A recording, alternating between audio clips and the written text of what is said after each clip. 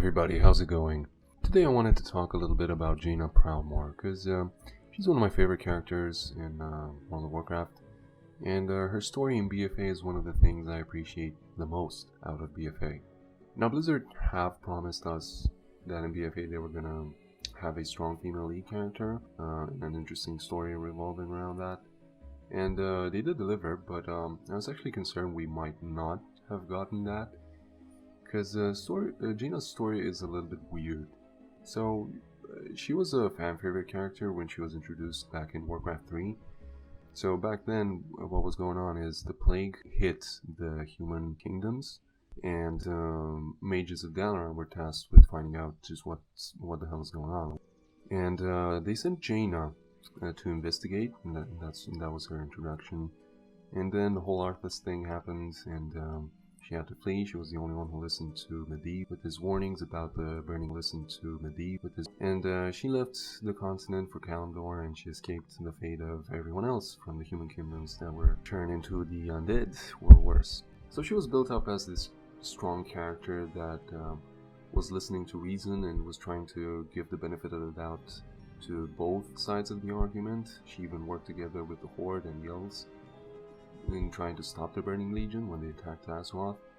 She was just a cool character and level-headed, and fans simply liked her for that. She led her own people, forged her own city, her own kingdom of Theramore. You really felt like you were on an adventure with her, and following an interesting narrative. Then after that, when they started with the MMO side of things in World of Warcraft, they didn't really do anything with her anymore, almost as if they kind of forgot about her. They did a couple of things, like in Burning Crusade, she was in the raid, in the Caverns of Time raid, she was there, but that's about it, she was just there. And then with Arthas, she was also kind of there, like a little bit more involved with the narrative when attacking the Icecrown Citadel. But not much else besides that. But then something else that was weird happened, more precisely Mists of Pandaria happened. Garrosh essentially destroyed the whole of Theramore. In like one fell swoop, he just destroyed everything she's worked to build her entire life up until that point. And her character took a really striking turn at that point. It's not as if she didn't have any reason to change her character at that point, but the change was so abrupt, like the tone was completely changed from being a level-headed character. Like she could have become a little bit more skeptical of the Horde and their motivations, but if you just look at the cinematic at the end of Mists of Pandaria, she was just like this cartoonish Machiavellian type of character. Ugh, look at them. Already they plot against us. Seize this moment, Varian. Dismantle the Horde. It just didn't land well at all, and the fans didn't really like it. And then Legion happened, and she was there for the Broken Shore. She witnessed the fact that, you know, all these important characters died. Tyrion and Varian and whatever. And then she just left, like she didn't assist a second time on the Burning Legion assaulting Azeroth. And when the fanbase asked Blizzard, like, what the hell is going on, Blizzard were like, well, she's not here, she's busy with some other stuff. And they said that she's really pissed. And I found it really weird that they chose to focus on that.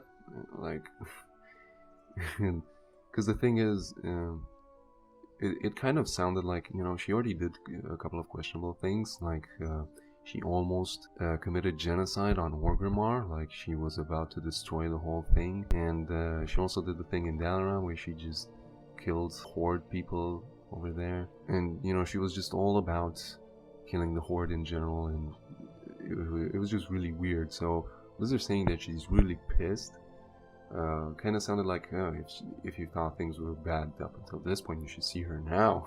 So, you know, that was really concerning to me. And I'm curious if, you know, any of you felt the same way about it. Maybe leave that in the comments.